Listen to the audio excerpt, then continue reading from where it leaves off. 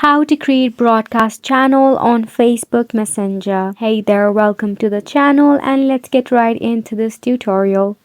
So the feature of the broadcast channel is the newly introduced feature in your Facebook Messenger.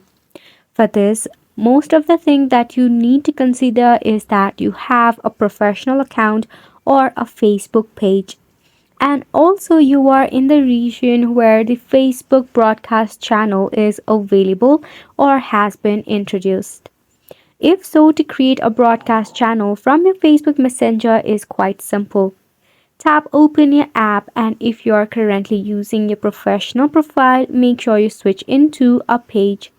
Then head over to the three horizontal line at the top.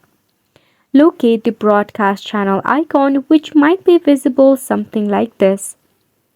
Now to create, start off by entering the name for a broadcast channel, then you can add the image to it or it is optional. From here you can tap on create and the followers will be automatically notified to join the channel. Once they hit on the join button, they will be added to the broadcast channel easily.